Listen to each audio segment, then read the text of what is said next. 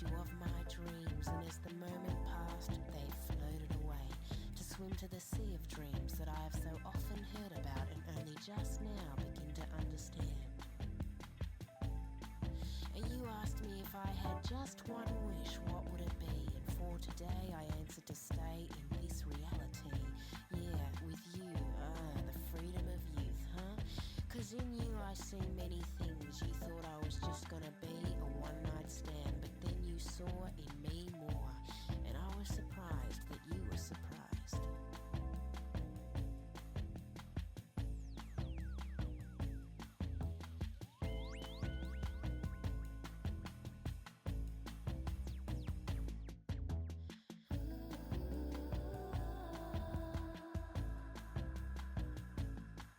For the love of you.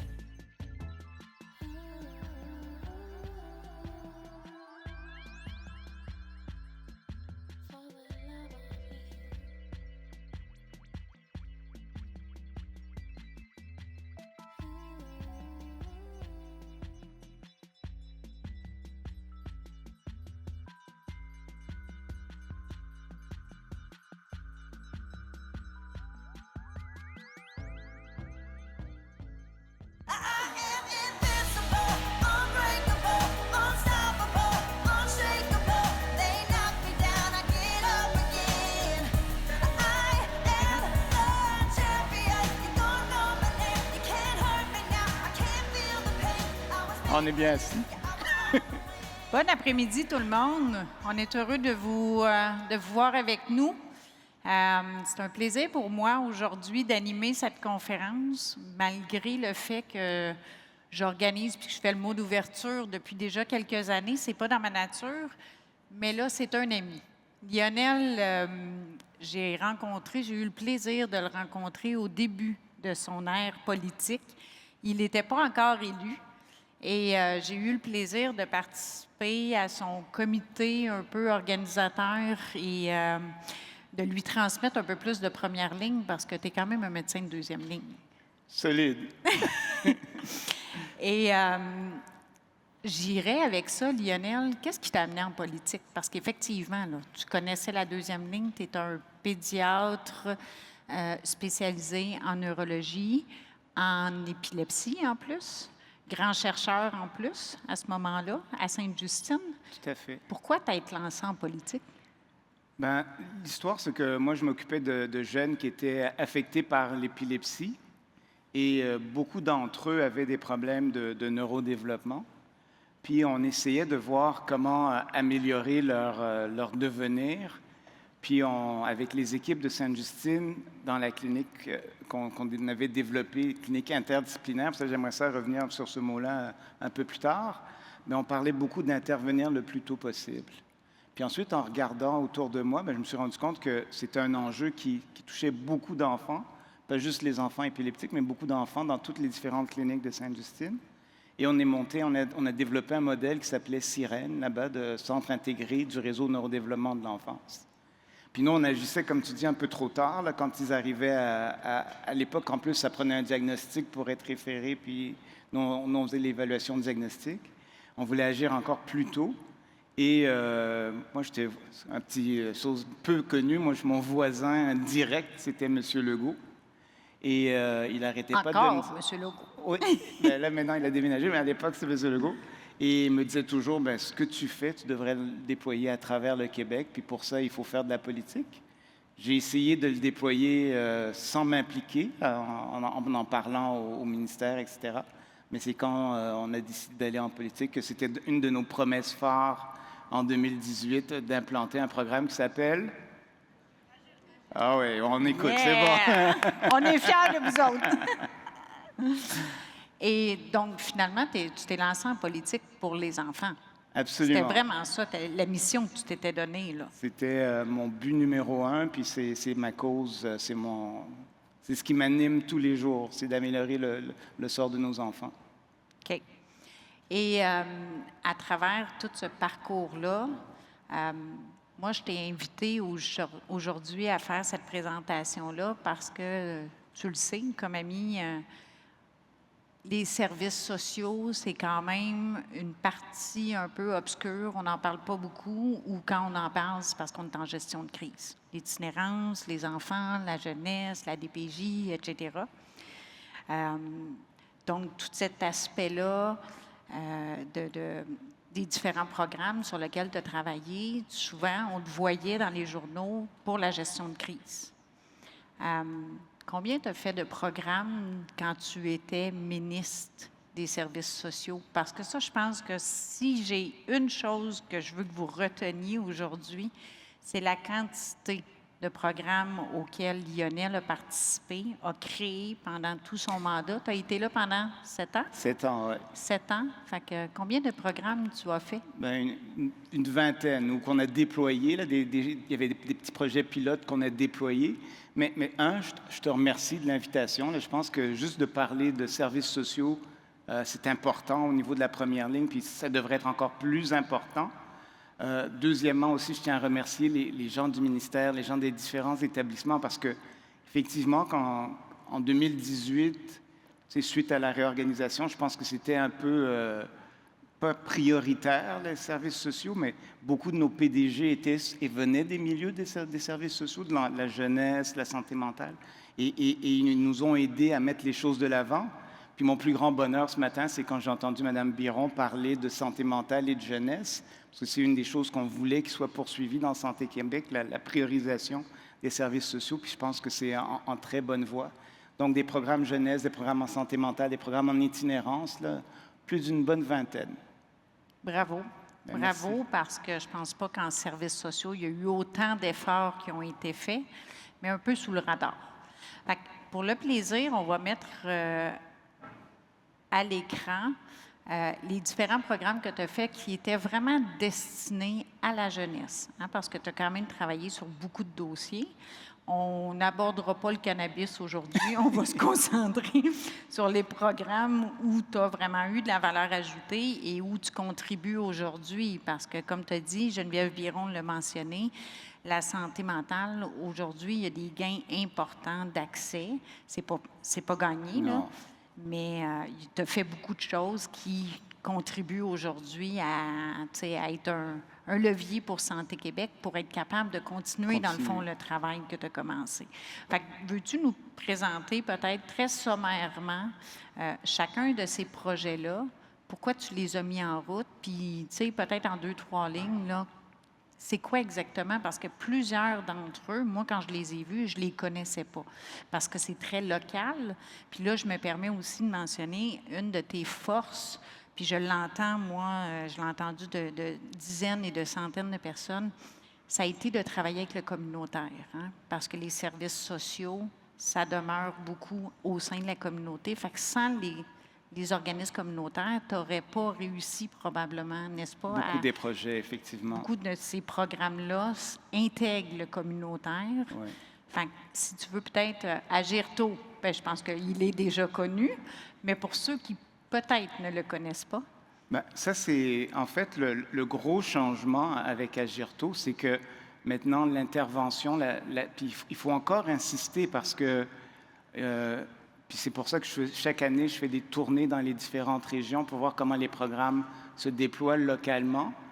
Oui, c'est important que ce soit adapté à la réalité régionale, mais il y a des choses qui, dans le fond, doivent être intégrées partout. Puis le principal point pour Agirto, puis il y a beaucoup de gens ici du réseau, c'est vraiment d'amener l'intervention selon les besoins des jeunes et de leurs familles, puis surtout ne pas avoir à attendre d'avoir un diagnostic ou une évaluation. Donc, nous, ce qu'on veut, c'est vraiment l'intégration, la stimulation précoce le plus possible. Et on a même poussé la note en ajoutant une évaluation systématique. On est le seul endroit au Canada qui fait ça, à 18 mois lors de la vaccination, pour s'assurer d'agir assez tôt. Puis, il y a beaucoup de gens qui nous disent, bien, il y a encore des gros délais, mais l'important, c'est ce qu'on veut, c'est vraiment préparer les jeunes à la rentrée scolaire et intervenir le plus tôt possible. Puis ça, on est rendu là. La première rencontre se passe autour de 2 ans, 3 mois dans le programme partout au Québec. Mais vraiment, il faut insister sur le but de la première visite, c'est vraiment de commencer l'intervention. Puis ça, je pense qu'il faut le répéter encore une fois. Puis aujourd'hui, on a combien d'enfants qui ont eu la chance de participer à Gerto? Bien, annuellement, on a 40 000 dépistages à la vaccination qui se font. Puis on a à peu près de 50 000 enfants qui sont soit en CLSC, la majorité en CLSC, ce qui est une chose que je suis très fier également. Certains en centre de réadaptation reçoivent des services de stimulation précoce. Et c'est très multidisciplinaire. Oui. C'est la force aussi de Agerto, Oui. là. C'est l'interprofessionnalisme. Puis si je peux parler un petit mot aussi, j'ai entendu beaucoup le mot interdisciplinarité. Là, puis ça aussi, c'est une des choses sur lesquelles j'insistais beaucoup depuis le début. C'est, oui, il faut que tous les professionnels soient impliqués, ça c'est la base. Il faut que tous les professionnels aient le même rôle dans l'équipe interdisciplinaire aussi. Ça, je pense, c'est des choses qu'il faut casser encore. Puis peut-être même plus du côté profession médicale encore, là, qu'il faut travailler. Puis aussi, ce qui manque encore, je trouve, c'est que beaucoup des évaluations se font à la queue leu-leu, là. Tu vois un intervenant professionnel, puis tu envoies voir un autre, puis tu envoies voir un autre. Le but de l'évaluation interdisciplinaire, là, c'est tout le monde autour de la table, puis la famille, puis l'enfant au centre. Puis il faut travailler pour évoluer vers ça. Puis ça, professionnellement, c'est un gros gain. Pour les patients, c'est un gros gain. Oui, ça prend un peu plus de temps, mais le résultat final est de beaucoup bonifié. Puis ça, c'est quelque chose que je parle beaucoup aussi. Tu sais, on parle de performance, mais la valeur de l'acte, c'est ça la plus grande performance, la valeur de ce qu'on fait tous les jours. Puis c'est ça qui doit nous motiver à tous les jours dans le travail qu'on fait. Donc, quand on parle d'évaluation interdisciplinaire, il faut vraiment tendre vers une évaluation en groupe. Je sais que les ordres nous ont beaucoup aidés. Là, j'ai eu beaucoup cette discussion-là avec les ordres professionnels par rapport aux notes et tout ça. Puis je pense que le terrain commence à me dire qu'il y a un allègement, là, puis il y a moins de...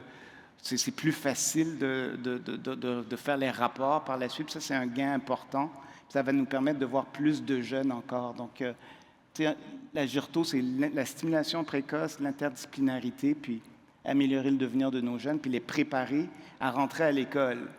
Parce que, un autre point, là, je sais que je m'allonge un petit peu, là, mais encore une fois, par exemple, il y a une pétition qui a été déposée à l'Assemblée nationale sur la réussite scolaire, puis ce qu'ils nous demandent, c'est d'augmenter les ressources au niveau scolaire. Mais toute la science montre que l'intervention la plus importante, c'est l'évaluation 0,5 ans. Et plus on commence tôt, plus c'est important. Donc, c'est vraiment là qu'il faut agir, puis c'est là qu'il faut travailler sur nos décideurs pour les convaincre. Puis moi, j'en parle souvent, évidemment, mais c'est quelque chose qu'il faut continuer à répéter, que l'intervention la plus importante, c'est l'intervention précoce. OK. As-tu l'impression que la nouvelle politique où on va miser un peu plus sur les CLSC va être favorable pour les enfants puis pour le projet Agerto? Quand tu parles d'interprofessionnalisme, où il faut aller encore plus loin? Oui, absolument. Puis moi, j'ai fait un effort significatif pour m'assurer que cette visite de 18 mois se fasse en CLSC et non pas en GMF. Parce que je pense que c'est le meilleur endroit pour le faire. Puis il y a plus de portes d'entrée, c'est plus facile. Et je pense que ça va continuer. Puis, tu sais, marteler le message de promotion de la santé, prévention en amont, ça va nous aider, la politique de première ligne. Pourquoi, selon toi, c'est le meilleur endroit en CLSC? Bien, je pense que nos infirmières en CLSC, l'accueil psychosocial, l'aspect global de la santé là, est pris beaucoup plus en compte. Moi, je pense que ça, il faut garder ça, là. C'est un gros avantage par rapport à nos équipes plus médicales, focusées sur la maladie. L'approche psychosociale et l'approche plus holistique, c'est quelque chose qui est important. Puis c'est en CLSC que ça se trouve, je dirais. Parce que là, ça passe par la prévention aussi. Là. Absolument. C'est du repérage et du dépistage. L'autre, je vais aller très vite. Mieux voir pour réussir, c'est les lunettes. Pour nos jeunes en bas de 18 ans, 300 $ aux 2 ans pour aider les jeunes. C'est l'évaluation optométrique était remboursée depuis longtemps, mais ça prenait des lunettes aussi. Puis ça, c'est un programme là, qui est un succès partout là, à travers le Québec. Des millions de jeunes là, qui reçoivent de l'aide année après année. Ma famille, ma communauté, ça c'est un de bel exemple du rôle des organismes communautaires. Ça, c'est au niveau de la prévention des placements de nos jeunes. Avant de les placer en centre jeunesse, il y a des réunions qui se font avec tous les organismes communautaires et tous les gens qui sont interpellés dans la vie du jeune pour prévenir ce placement-là. Puis nous, ce qu'on veut faire, puis j'en parle tout de suite, mais on veut déplacer cette réunion-là, ce rôle communautaire-là, avant même l'intervention de la DPJ, puis je pense qu'on va en parler un petit peu plus tard de ça. Ça, c'est très important aussi. Le soutien intensif aux parents d'enfants vulnérables pour mettre fin aux alertes bébés. Ça a été très controversé. Je pense Qu'est-ce qu'une alerte bébé?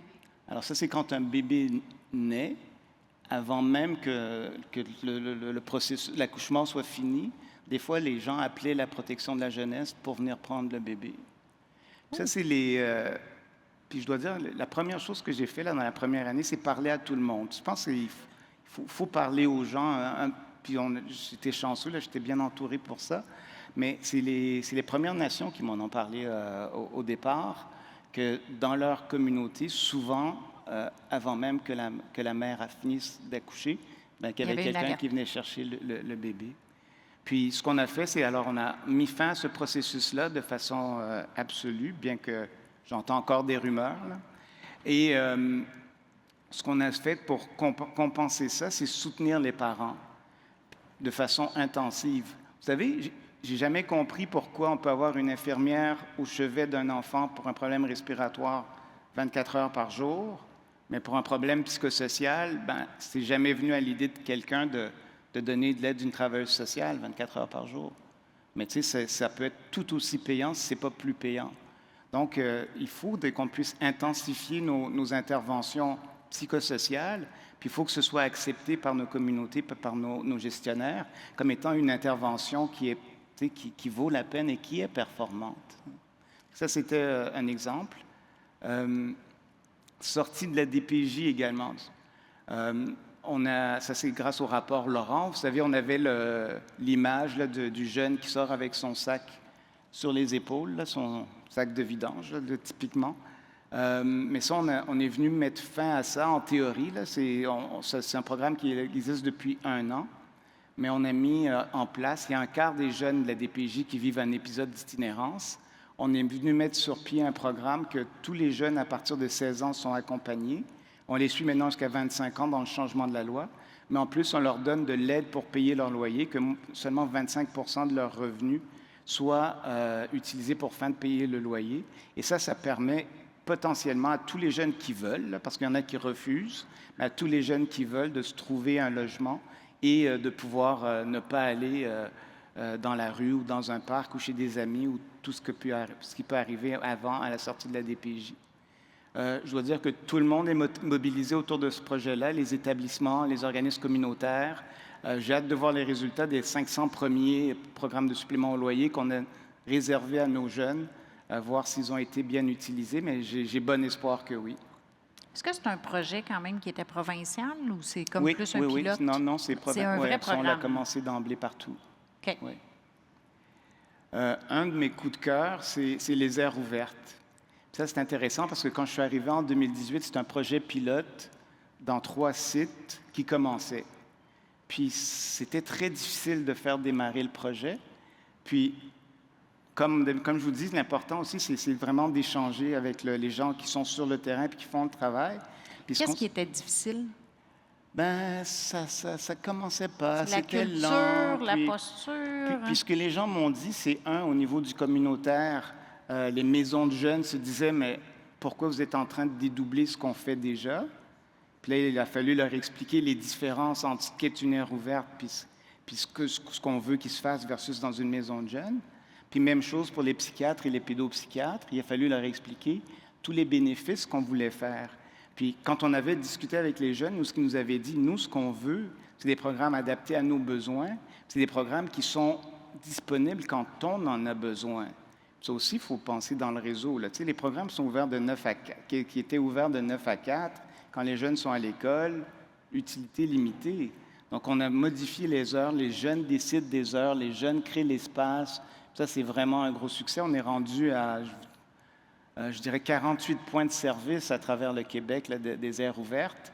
Puis la beauté de la chose, l'intervention rapide, encore une fois, 85 des jeunes, à l'intérieur de 5 rencontres, n'ont plus besoin de services additionnels et surtout ne sont pas référés vers la deuxième ligne ou même vers le psychologue.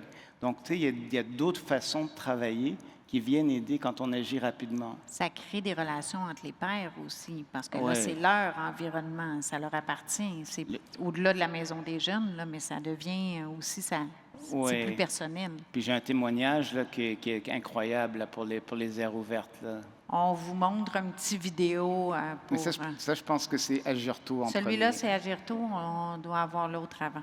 Mais écoutons Agirto pour commencer. Moi, je suis chanceux. J'ai eu un petit-fils qui est né prématuré et qui a pu bénéficier d'Agirto. Puis aujourd'hui, son développement est tout à fait correct. Amélie, un des points importants dans le programme, c'est vraiment qu'on n'a pas besoin de référence médicale. Tout le monde peut référer vers le programme Agirto. Qu'est-ce que tu dirais à une maman qui se rend compte que peut-être que son enfant parle moins que celui du voisin ou marche plus tard que celui de la voisine? Qu'est-ce que tu lui dirais pour avoir accès au service? Ben oui, c'est sûr que comme parent, quand on voit que notre enfant peut avoir des difficultés ou quoi, c'est toujours quelque chose qui va être difficile à accepter, qui va être, ou plutôt qui va nous toucher. Il y a aussi ce mythe que, OK, bon, ben, tu sais, j'aime pas voir le fait que mon enfant soit potentiellement handicapé, etc. Puis, tu sais, il y a tout ce côté-là qu'il faut briser la glace. Tu sais, pour un parent, c'est difficile. Tu sais. C'est émotif. C'est très émotif. Tu sais, il y a plusieurs parents, tu sais, dans ma pratique qui ont pleuré dans mon bureau lorsque je leur ai partagé le diagnostic en orthophonie. Moi, ce que je dis toujours, c'est que je dis, tu sais, dans la mesure où vous avez des inquiétudes et tout, ça vaut vraiment la peine de consulter puis d'avoir l'opinion d'un professionnel juste pour vous assurer que tout est correct. Peu importe l'âge de votre enfant, même si à 18 mois, il a passé la décidaire, tout était correct, plus tard, vous avez des inquiétudes, venez nous voir. Nous, on est vraiment une équipe de professionnels. On va être là pour vraiment vous écouter, pour écouter vos préoccupations. Et en fait, on va pouvoir aussi, s'il y a besoin, bien, vous aider à aider votre enfant. Parce qu'en fait, on veut montrer aux parents comment soutenir leur enfant pour favoriser leur développement. Puis en fait, comme c'est eux qui passent le plus de temps avec leur enfant, bien, c'est ça qui va vraiment être efficace parce que les parents vont être en mesure de retenir une partie de ce qui a été discuté, de l'appliquer et à long terme, on va observer des améliorations, c'est ça. Le fait de les outiller, puis le fait qu'eux aussi ils se sentent plus confiants, plus outillés. Et je l'ai vu justement dans les suivis que j'ai faits avec certains enfants, ça aide énormément. On peut consulter vraiment de chaque CLSC. Il va y avoir quelqu'un qui va pouvoir écouter notre besoin et ensuite orienter vers la bonne équipe, donc vers Agirto par la suite. Pas besoin d'une référence de médecin. Vous n'avez pas à rester seul là-dedans. On est vraiment là pour aider les parents puis pour les aider. Quand même un beau témoignage. Absolument. Des professionnels, 2 orthophonistes dans ce Non, cas-ci? une qui est gestionnaire, puis le monsieur qui est orthophoniste. OK. Oui. Terminons les 2 petits, puis on reviendra après ça, effectivement, Sur aire avec notre ouverte. vidéo des aires ouvertes. Parfait. Santé mentale positive dans les écoles. Ça, c'est intéressant. Qui a parce que- déjà entendu parler de ce programme-là? Suis-je la seule à pas en avoir entendu parler? Hein? On a plusieurs personnes quand même. Bien, ça, c'est important. Tout le volet santé mentale positive, apprendre à reconnaître ses sentiments, apprendre à exprimer ses sentiments, apprendre à communiquer ses sentiments. Bien, dans toutes les écoles, on a déployé ce projet-là avec la santé publique. Et c'est venu vraiment rehausser les services. Et dans toutes les écoles secondaires, puis on commence à s'investir également dans les écoles primaires. Même chose, il y a un programme pour les dépendances aussi dans les écoles qu'on a déployé. Puis drôle à dire, mais ça, c'est des suites du projet cannabis, le projet de loi sur le cannabis. J'ai dit, on va faire ça, mais en plus, ce qui est important, c'est de faire plus de promotion puis de sensibilisation. Et ça a été tout un combat. Je pense qu'une des choses qu'on doit continuer à améliorer là, au niveau du ministère, c'est les relations avec le ministère de l'Éducation. Les liens table-messe-mec, là, c'est encore un peu complexe, mais je pense qu'on est dans la plupart des écoles et c'est un programme qui réussit quand même. Et encore plus intéressant, là, je dois remercier ceux de Montérégie Centre et de Sherbrooke, le programme Hors Piste. où on va faire le dépistage vraiment des troubles anxieux dans les écoles chez nos adolescents. On offre des services de pleine conscience dans les écoles pour diminuer l'anxiété. Puis pour les groupes qui sont plus réfractaires, il y en a certains également qui ont développé des interventions en nature, là, quelque chose qui me tient vraiment beaucoup à cœur, là, pour les jeunes qui ont besoin d'aide au niveau de leur anxiété. Donc ça, c'est un autre très beau programme et qui maintenant est rendu dans un grand nombre d'écoles à travers le Québec. On voit quand même, hein, dans les programmes que tu as fait, une certaine... Tu as évolué lentement vers la santé mentale, de partir des enfants, tu as développé de plus en plus de services en santé mentale, dont notamment les aires ouvertes, qui est vraiment, tu as été ton plus gros projet axé là-dessus. Allons voir le vidéo, c'est bien celui-là? Oui, c'est lui. OK. Fait allons écouter le vidéo. Une de nos jeunes fantastiques, là.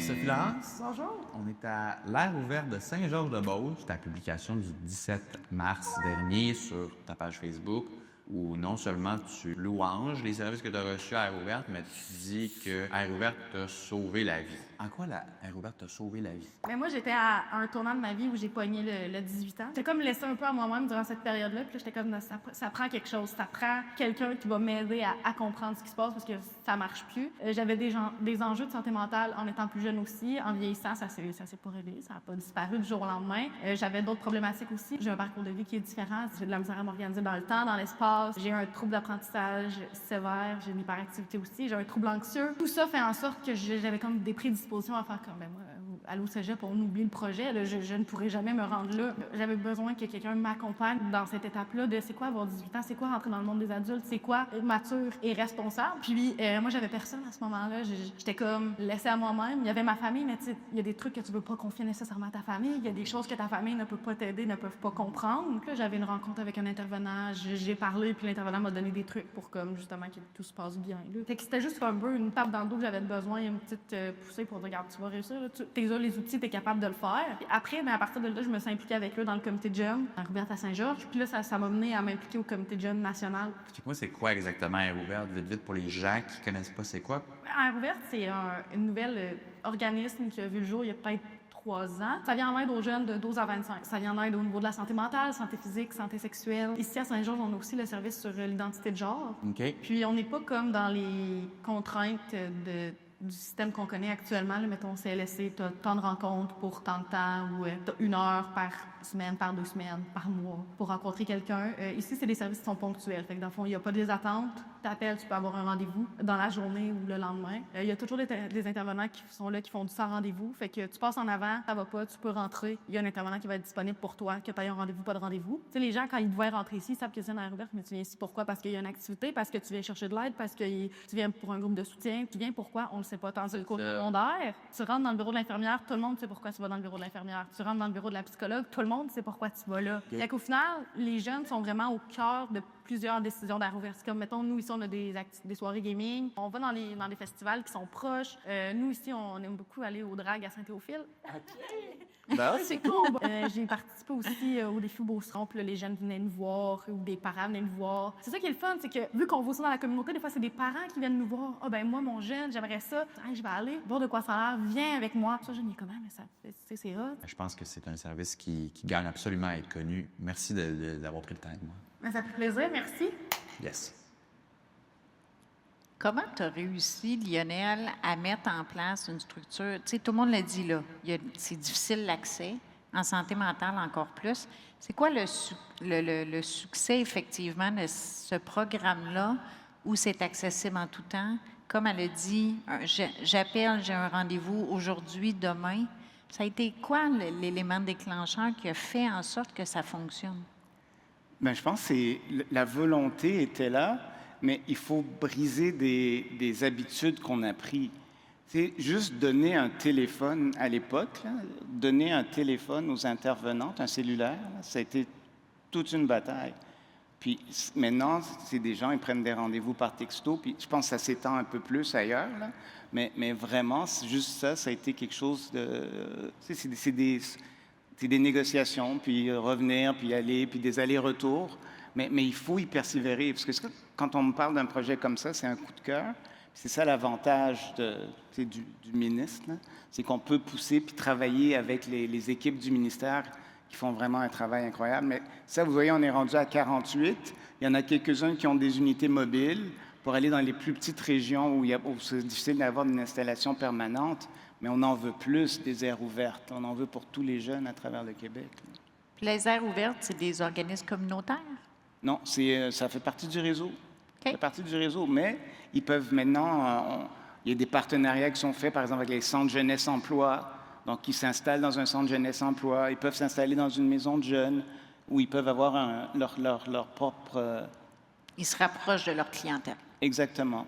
Ça, c'est une des grandes parties, je pense, du travail qu'on a fait ces dernières années. C'est, oui, faciliter l'accès, mais aussi amener les services vers la population. Puis je pense que tout le monde, là, au ministère et à Santé Québec, ont cette même volonté-là. Parce que c'est comme ça qu'on va améliorer l'accès. Ceux qui en ont vraiment besoin, là, c'est difficile pour eux de se libérer pour aller chercher des faits de service. Puis ça, faut y penser tout le temps quand on développe nos programmes. Nos plus vulnérables, là, ils ont bien d'autres problèmes dans la vie de tous les jours qu'aller voir à la clinique externe ou à Et de l'hôpital recevoir ou des au services. CLSC. Il faut leur amener les services. C'est vraiment intéressant.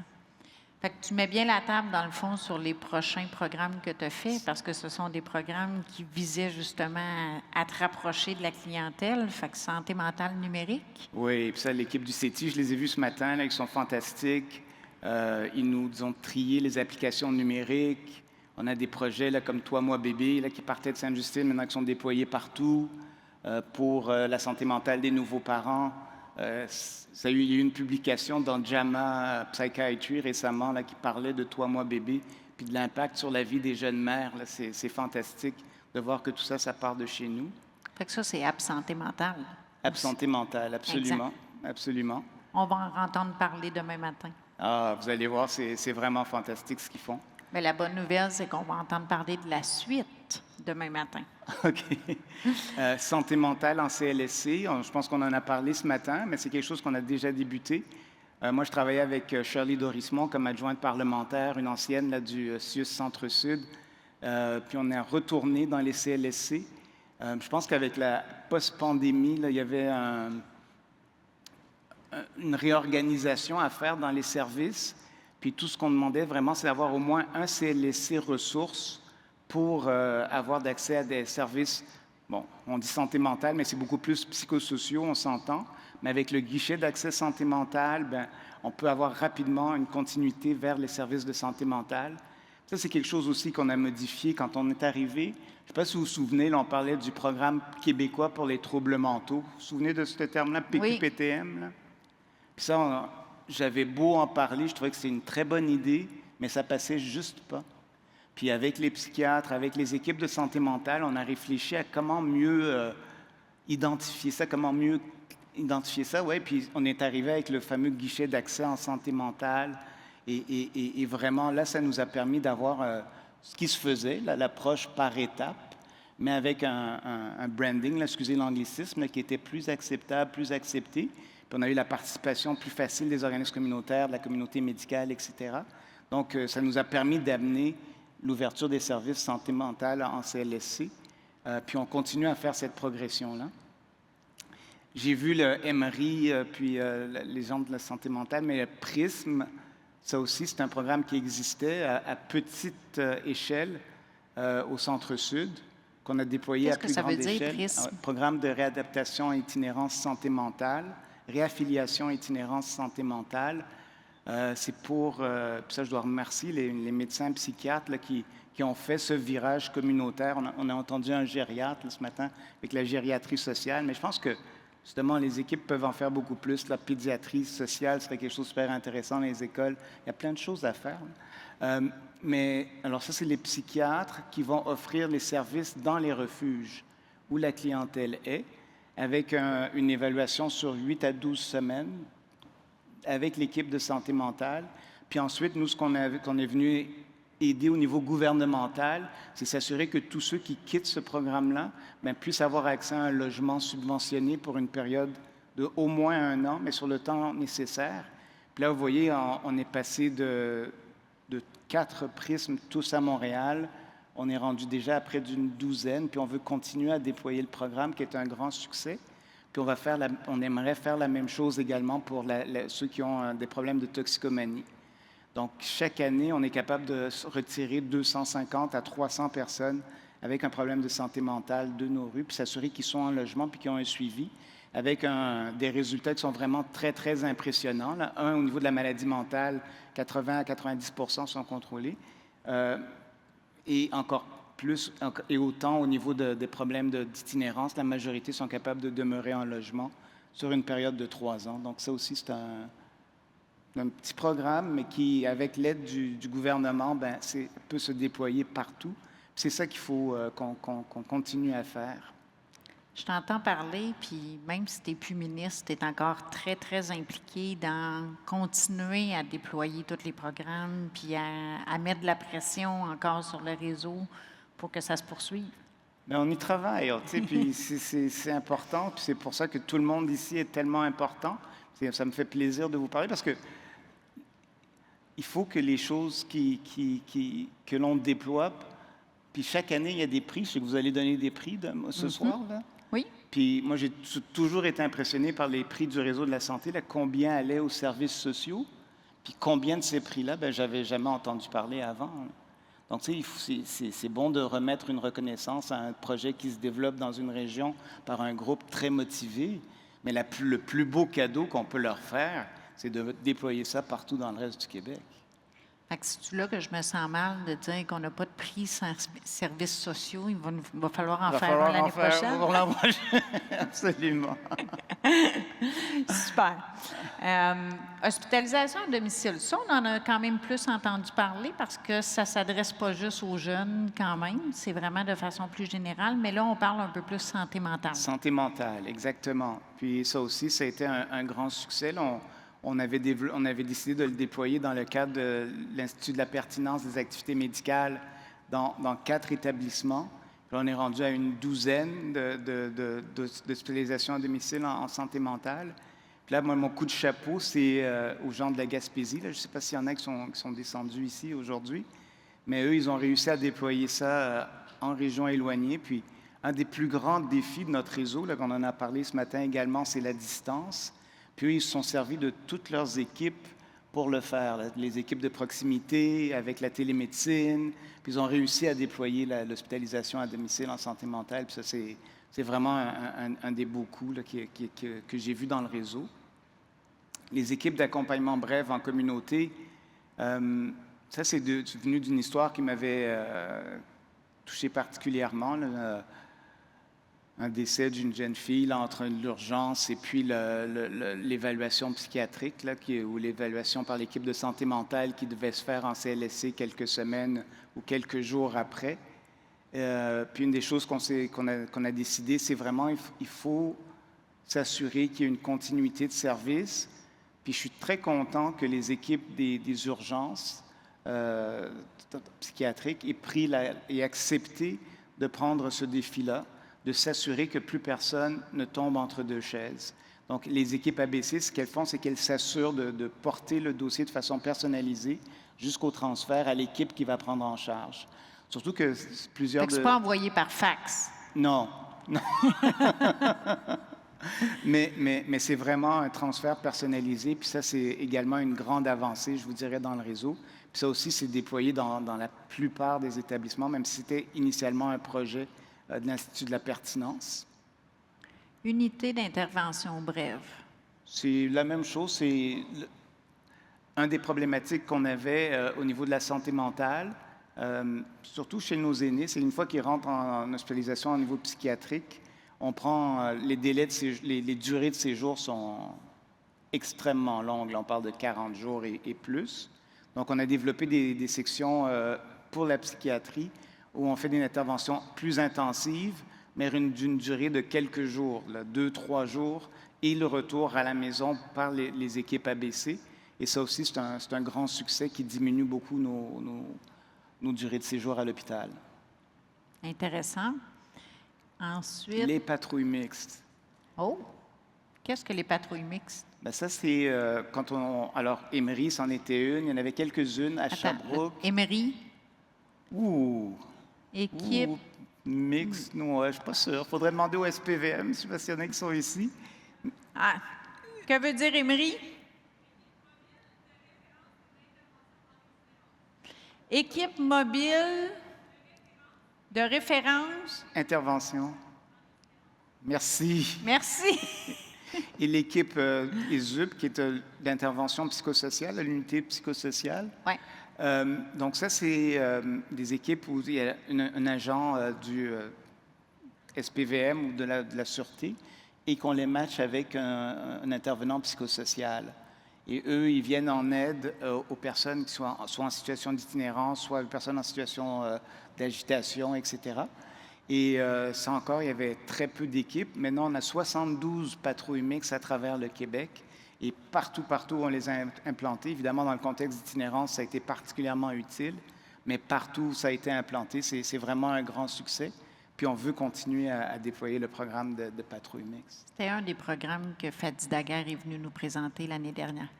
Ah oui, dont exactement. il est très, très, très, très fier. Exactement. Et finalement, santé mentale des nouveaux parents. Ah ben ça, j'en ai parlé un petit peu. C'est un programme qui était un programme de recherche à Sainte-Justine, à 3 mois bébé. Puis aussi une infirmière qui est fantastique, qui fait la formation des parents pour les problèmes de santé mentale. Puis ça vient un petit peu de mon vécu. Tantôt, on parlait d'Agirto puis mon petit-fils. Oui. Mais quand on était en train de développer le programme de santé mentale pour les nouveaux parents, je pensais beaucoup aux parents qui vivaient un deuil périnatal, aux parents qui avaient eu des événements tragiques là, au niveau de la naissance de l'enfant. Mais je me suis rendu compte que c'était que même pendant la grossesse ou même quand il se passait des choses que nous, les équipes traitantes ont souvent tendance à banaliser, il y a un impact quand même très important sur la santé mentale du couple, de la mère évidemment, mais souvent également du père. Donc, 3 mois bébé, c'est un programme qui adresse ces problématiques-là. Et on a une infirmière clinicienne qui forme les CLSC, qui forme toutes les infirmières du réseau à questionner sur la santé mentale. Puis ça, c'est vraiment quelque chose dans la prévention, promotion, qui était un grand succès également, puis qui, je pense, qui va aider également beaucoup de familles dans les prochaines années. Vraiment, tu en as fait beaucoup. Donc, jeunesse, au début, tu évolues lentement vers la santé mentale. Puis là, quand on regarde quand même les derniers programmes, là, tu tournes lentement vers l'itinérance parce que tout ça est interrelié quand même. Oui, puis la pandémie vient nous rendre dedans. Oui. Puis là, on vit encore plus tous ces enjeux-là d'itinérance, d'accès, etc. Là. Puis moi, la chose que je vous dirais, là, qui m'a beaucoup sensibilisé, c'est on se demandait toujours pourquoi l'itinérance a explosé dans le contexte de la pandémie. Mais en parlant aux gens de Centraide, là, puis M. Pinard, c'est qu'on a fermé le Québec un 20 du mois de mars. Là. Et au Québec, un nombre important de gens vivent vraiment de paye en paye. Je pense que le seuil est autour de 31 000 $, là, ce qui inclut beaucoup de familles. Là, pour une famille de 2 personnes. Donc, c'est vraiment très fragile pour les gens. Et ça a entraîné un phénomène de boule de neige là, qu'on a de la misère à arrêter. D'ailleurs, les chiffres du dénombrement de 2025 sont sortis aujourd'hui, là, puis encore une augmentation de 20 %, mais qui était prévisible. Puis là, on essaie d'aplatir la courbe, comme dirait M. Arruda, Dr Arruda, puis il faut faire des interventions maintenant en prévention pour la renverser, cette fameuse courbe-là. Il faut réinventer les façons de faire aussi. Oui. C'est là que ça devient encore plus important de développer des nouveaux programmes avec les organismes communautaires et tout. C'est important, je le répète souvent, mais on s'était donné comme mission aussi à travers cette conférence de redonner les pleins droits aux organismes communautaires qui sont tellement, effectivement, effacés. On l'a vu dernièrement avec la crise de leur côté et tout. Mais toi, dans ton travail, sans les organismes communautaires, tu n'aurais jamais réussi à faire ça, là. Puis on ne serait pas capable aujourd'hui de répondre comme ça à la clientèle puis d'envisager l'avenir. Exactement. Puis je pense qu'une chose qui a changé là, dans les dernières années, puis beaucoup des organismes communautaires me le disent, ils se sentent de plus en plus pleinement partenaires, tant au niveau du ministère qu'au niveau de Santé Québec. Puis ça, c'est important. Puis il faut les impliquer, eux aussi, dès le début, s'ils veulent contribuer. Puis je pense que pour la crise de l'itinérance, là, ça a été une bouée de sauvetage à cause de la flexibilité, de la souplesse, puis de l'agilité. L'agilité, c'est le terme qu'on utilise beaucoup, de ces organismes communautaires-là. Tout d'un coup, les refuges qui étaient présents seulement pendant l'hiver, on leur a demandé d'ouvrir 12 mois par année, 24 heures par jour, 7 jours par semaine. Un changement radical. Puis imaginez le nombre de gens qu'ils ont dû recruter, etc. En plus, c'était en pleine pandémie, donc ils ont changé d'un modèle de lits superposés à des lits individuels. Puis ça aussi, ça a été très difficile, mais la beauté de la chose, c'est que en faisant ça, ils se sont rendus compte qu'avec plus d'espace, en espaçant les gens, l'intervention devenait plus efficace. Puis ils étaient capables de retourner plus de gens vers du logement. Puis une des choses dont je suis très fier, c'est que on a réussi en 2023-24 à loger 4000 personnes, à sortir 4000 personnes, les amener vers le logement. On a combien d'itinérants au Québec? Là, aujourd'hui, on est à 12 000. 12 000. Mais 12 000. 4 000, c'est quand même beaucoup, là. Oui, mais ça vous montre que ce qu'il faut, c'est arrêter en amont, encore une fois, c'est la prévention, puis diminuer ça. As-tu l'impression que c'est possible? Moi, je pense que c'est possible. Avec les bonnes interventions, puis avec tout le monde qui veut changer les choses, les municipalités, le réseau, les organismes communautaires, je pense qu'il y a moyen de travailler tout le monde ensemble et renverser la tendance. Là, je pense que la première chose qu'il fallait faire, c'était l'urgent, qui était les refuges. Puis maintenant, on est en train de développer l'hébergement de transition, l'hébergement supervisé. Ça, c'est quelque chose qui est propre au Québec, la supervision. Là, on parle beaucoup d'hébergement, mais je pense que le fait de les accompagner, c'est très important. Puis là, il reste de faire un plus grand effort en prévention. Je pense que c'est la prochaine chose. Supplément au loyer, ça aussi, c'est quelque chose qui... les PSL spécifiques à l'itinérance avec l'accompagnement, c'est quelque chose qu'on a débuté et qu'on veut continuer à augmenter. L'hébergement de transition, parce que l'enjeu avec créer du logement, le logement abordable, le logement social, c'est le temps que ça prend. On a Québec, on a Montréal, on a Gatineau qui sont nos champions, qui ont développé de l'hébergement modulaire en 3-4 mois. Et ça, il faut continuer à déployer de tels programmes ailleurs. C'est une des choses que je pense qui est d'intérêt. Il y a un versant modulaire dans le projet Maison Canada, dont je ne connais pas les détails, mais qui pourrait être quelque chose d'intéressant. Programme de supplément au loyer, ça, c'est la même chose, je pense. Hein? Exact. Ah non, le volet prévention, ça, c'est quelque chose que je vois les gens de la Maison du Père, ici aussi, qui ont travaillé avec l'Office d'habitation de Montréal, avec un tout petit projet pilote où ils ont donné des suppléments au loyer avant que les gens perdent leur loyer. Mais ça, c'est tout à fait logique. Puis ça, c'est peut-être le modèle de prévention qu'on devrait déployer ailleurs. Parce que nous, ce qu'on fait, c'est on crée de l'itinérance, puis ensuite, on travaille très fort les services sociaux pour les remettre en logement. Mais si tout simplement on pouvait les garder en logement, je pense que là, on changerait vraiment la donne à travers le Québec. Ça, c'est une initiative là, que je suis de très près. Dans ton rôle de ministre, tu parles beaucoup, c'est ça, de plusieurs villes et tout. Comment tu as travaillé avec les municipalités? Parce qu'ils jouent un rôle important, puis ils subissent. Puis là, il y a évidemment la police à un, la police à l'autre, etc. C'est différents intervenants. Comment tu as réussi effectivement là, que ce ne soit pas juste un élément santé? Mais moi, je pense que en itinérance, c'est unique au Québec, il faut le savoir. Moi, quand je parle aux ministres des autres provinces, c'est des ministres de l'habitation. Donc, on est chanceux, on a un modèle psychosocial, santé de l'itinérance, puis ça, c'est un gros plus.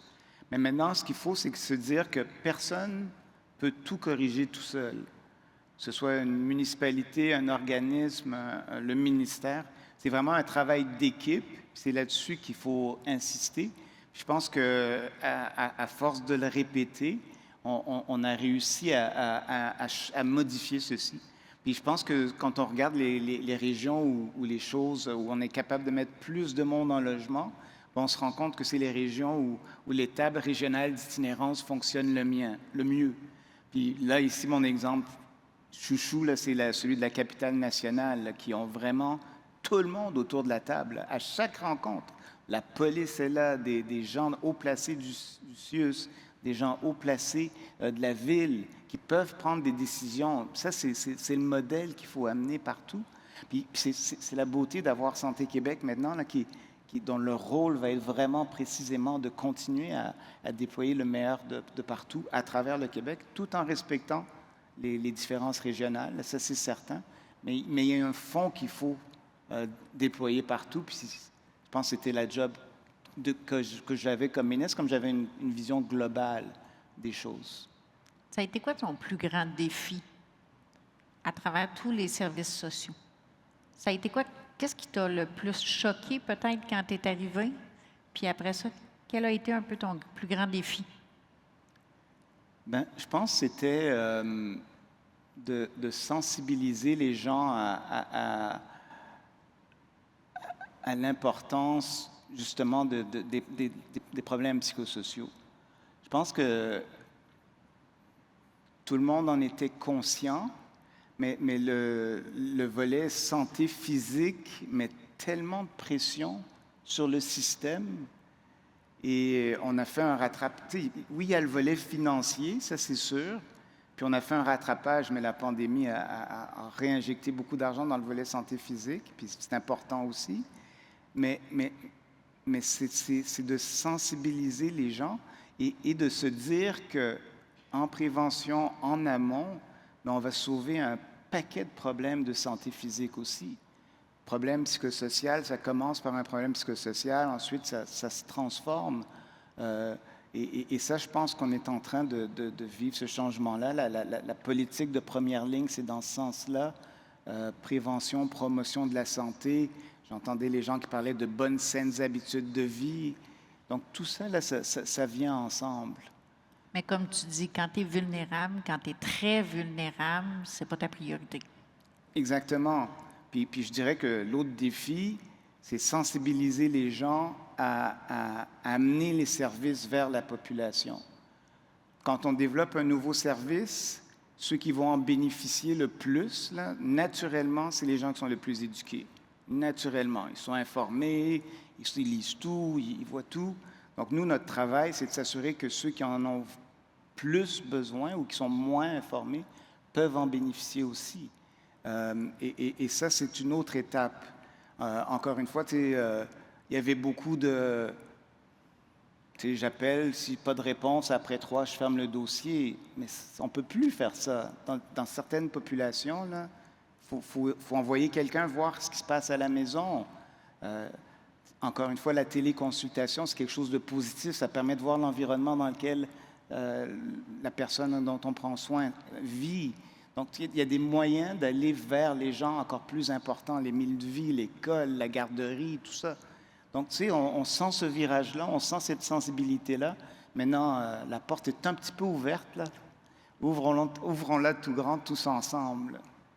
On sent ta passion pour effectivement les services sociaux, mais ça demeure le parent pauvre de la santé. Comme tu dis, on axe beaucoup sur la santé physique, on investit, on développe, on innove, etc. Mais quand c'est santé mentale ou quand c'est les organismes communautaires, c'est souvent là qu'on coupe. Comment tu as réussi effectivement à continuer à te motiver quand même là, à vouloir toujours en faire plus, malgré une enveloppe budgétaire qui est difficile? Parce qu'on sait que ça ne changera pas nécessairement. Là, fait, comment on continue? Comment tu vois l'avenir, justement, dans ce contexte-là? Bien, je pense qu'une des choses qui doit nous motiver, Si j'entends beaucoup de gens dire, est-ce qu'on est arrivé au bout de notre modèle? Hein? Je ne sais pas si vous avez ces conversations-là là, entre vous ou même. Est-ce qu'on est arrivé au bout du modèle? Mais moi, je pense qu'on en a parlé un peu aujourd'hui, puis les nouvelles technologies vont venir nous aider beaucoup. Mais tant qu'on ne sera pas allé au bout de l'effort de la pertinence, là, on doit continuer. On doit travailler ensemble à offrir les services à tout le monde de façon universelle. Puis, je pense que c'est une des choses qu'on a fait beaucoup dans nos services sociaux. Travailler sur la pertinence. Le guichet d'accès en santé mentale, c'est ça. C'est un filtre de pertinence. Si les médecins de famille tiennent énormément au gap, ben c'est ça, c'est un filtre de pertinence. Maintenant, comment on intègre l'intelligence artificielle dans tout ça? Comment on s'assure que tout le monde respecte la personne qui gère le guichet puis qui nous réfère les patients? Donc, il y a encore beaucoup de travail à faire sur la pertinence et sur les dédoublements, encore une fois, j'espère, qui vont être facilités par le modèle Santé Québec. Donc, moi, je pense que c'est améliorer les processus, améliorer la pertinence. Ça, c'est toujours quelque chose qu'on doit continuer à faire, puis qui m'ont toujours motivé. Puis, je pense que ça m'a beaucoup aidé à vendre les choses à mes collègues autour de la table. Question un peu politique. Est-ce que tu trouves que ça a été une bonne décision de rajouter un ministre pour les services sociaux qui ne faisait que ça? Parce que là, on voit quand même Sonia Bélanger a repris les 3 rôles. On avait segmenté les choses. Est-ce que tu penses que le Québec a encore besoin d'un ministre responsable seulement et uniquement des services sociaux si on veut réussir justement à continuer tout ce que tu as réussi à réaliser à travers ton mandat? Bien, je pense que Sonia a fait un travail exceptionnel, là. Soyons clairs là-dessus. Puis, elle a beaucoup à cœur, là, d'ailleurs, les services sociaux. J'ai vu plusieurs de ces annonces, puis surtout le dépôt du projet là, sur la modification de la loi P38. Mais je pense quand même qu'il y a une certaine plus-value à avoir quelqu'un qui travaille là-dessus, comme quelqu'un qui travaille sur le dossier des aînés également. Vous savez, on est extrêmement sollicité au ministère de la Santé et des Services sociaux. Puis, une grosse partie de notre travail, c'est d'écouter, puis d'écouter tous les intervenants qui viennent vers nous, puis qui ont des solutions à nous proposer. Et être capable d'avoir une vue d'ensemble, ben c'est un énorme avantage. Parce que si on n'écoute qu'une partie des solutions, ben on risque de passer à côté de bijoux, là. Bien, moi, je vais me faire la porte-parole de plusieurs personnes qui sont dans la salle ici pour te dire qu'on s'ennuie de toi déjà. Tu as tellement bien contribué. Avant de terminer, tu voulais qu'on partage une vidéo avec le chaînon, vraiment au niveau de l'itinérance. Pourquoi il est important pour toi, cette vidéo-là? Bien, une des choses qui m'a beaucoup touché, là, c'est l'itinérance au féminin. Chez les aînés aussi particulièrement, là, c'est quand les gens nos femmes aînées deviennent veuves, là, c'est quelque chose que, comme société, il faut absolument mettre toutes nos forces pour mettre fin à ça, là. Puis c'est intéressant parce que, par exemple, la mission Ben Accueil, ils ont eu pendant des années un prisme homme. Et là, l'an dernier, où il y a 18 mois, on a ouvert le prisme femme. Puis Sam, il me disait on voit vraiment une différence. Puis l'encadrement doit être plus prolongé, etc. Puis c'est un des organismes sous-chou, là, c'est vraiment le chaînon.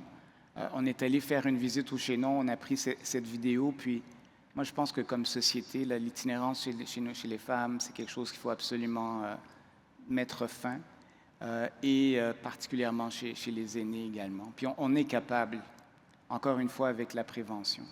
Écoutons le vidéo. Souvent, je trouve qu'on prend des décisions et les gens ne se rendent pas compte de l'impact que ça peut avoir sur les vies. Moi, j'ai dit adieu à tout. Bonjour Rosine, bonjour Claire, comment ça va? Ça va très bien, merci. Bonjour, ça va bien, merci. Merci de m'accueillir ce matin. Je voulais parler un peu d'itinérance au féminin. Comment êtes-vous arrivé en situation d'itinérance? Mauvais mariage, mauvais divorce. J'allais à l'école, mais entre-temps, ma santé n'était pas trop bien. Des problèmes de trouver un emploi, préjugés. C'était un coup après l'autre. J'arrivais pas à me relever. J'arrivais pas à reprendre mon souffle. J'ai perdu mon appartement, je devais me faire opérer.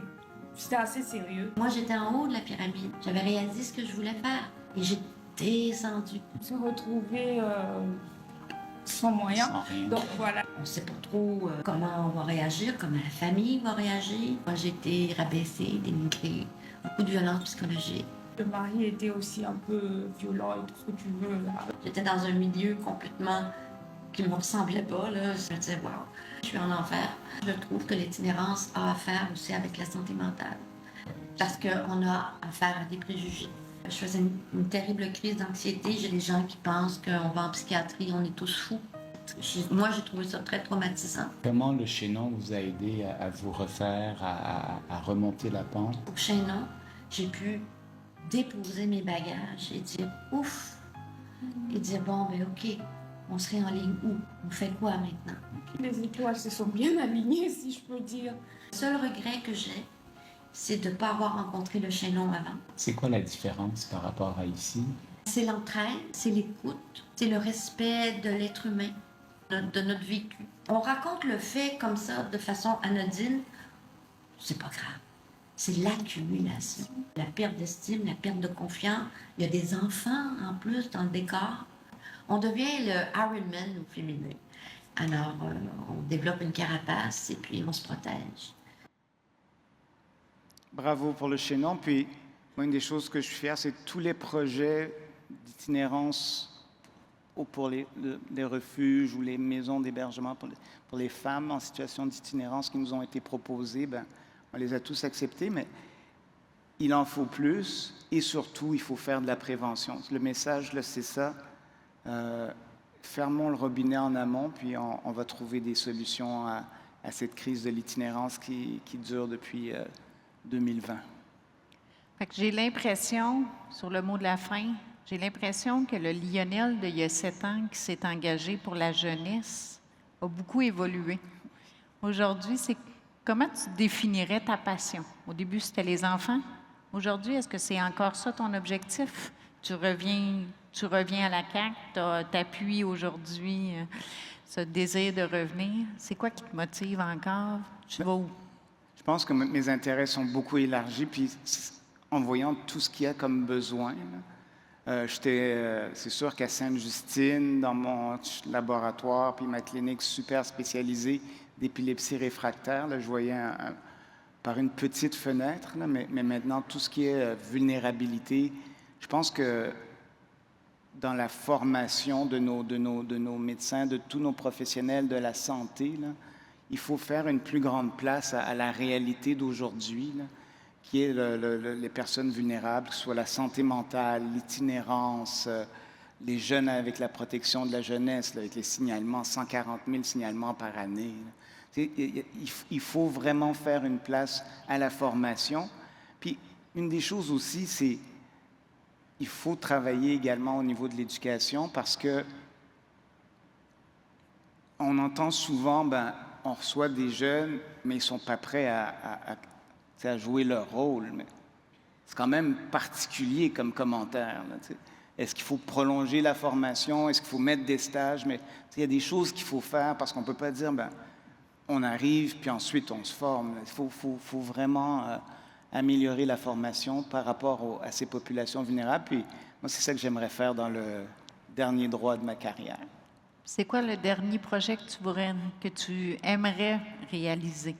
Si tu étais encore au pouvoir, y a-tu quelque chose que tu n'as pas fait? Je parlais tantôt des 141 000 signalements. On a réussi à arrêter la croissance des signalements à la protection de la jeunesse. Là, ça plafonne, mais ça continue d'augmenter. Mais il y a 2 endroits là, où on a parti des projets pilotes, puis les signalements ont diminué malgré l'augmentation dans le reste. C'est en Estrie et en Gaspésie, où des organismes communautaires font de la concertation clinique, des tables de concertation clinique. Ils s'assoient pour parler vraiment de cas individuels qui proviennent de l'école, des services de police, des familles, des CLSC, en amont du signalement de la protection de la jeunesse. Puis ça change la mentalité de leur environnement. Parce que trop souvent, c'est un réflexe signaler. J'entendais nos ambulanciers tantôt parler de pertinence, là. Moi, je sais que l'hiver, il y a des gens qui appellent le 911 sans même aller voir qu'est-ce qui se passe près de la personne qui vient d'arriver quelque chose. Mais c'est un peu comme ça le réflexe avec les jeunes. Les signalements, là, des fois, la première chose qu'il faut faire, c'est juste intervenir puis venir en aide, là. Si je vois des patients, des jeunes qui se font référer parce que nouveau arrivant, pas de bottes d'hiver, mais fournir une paire de bottes, là. C'est plutôt que le signaler à la DPJ. Non, mais c'est ça qui arrive, là. Moi, je pourrais vous donner des exemples là, de signalements pour des habitudes alimentaires, là. Il faut parler aux gens, il faut aider les gens, là. Si tu as juste un sandwich, pas de ballonné dedans, ben va voir la famille. Mais en pas de ballonné. C'est ça. Donc tu sais, il y a des choses qu'il faut faire, puis on a besoin du communautaire, on a besoin du réseau, on a besoin de la société tout ensemble, puis agir ensemble, ben, c'est le but de ce projet-là. Vraiment intéressant. Un gros merci, Lionel, Merci de nous encore. avoir partagé ça. Encore une fois, on met à l'écran les 20 programmes qui ont été lancés par Lionel. Puis je pense qu'on peut tous dire qu'on est choyés aujourd'hui d'avoir une personne comme toi qui a autant à cœur les clientèles vulnérables, parce qu'il reste quand même encore beaucoup de choses à faire. Oui, puis tu sais, j'aurais pas pu faire ça sans toutes mes équipes là, qui m'ont aidé, nos conseillers, des gens qui travaillent extrêmement fort, les équipes du ministère également, là, qui ont embarqué dans cet enthousiasme-là. Puis je remercie tout le monde là, qui m'aide, qui m'ont aidé, puis Santé Québec qui continue à promouvoir les services sociaux. Alors, je vous propose de prendre soin de notre santé mentale. Un verre de vin vous attend pour le cocktail de fin de journée. Donc, merci beaucoup tout le monde. Et on se retrouve bien évidemment pour le gala ce soir et pour la journée demain. Merci tout le monde.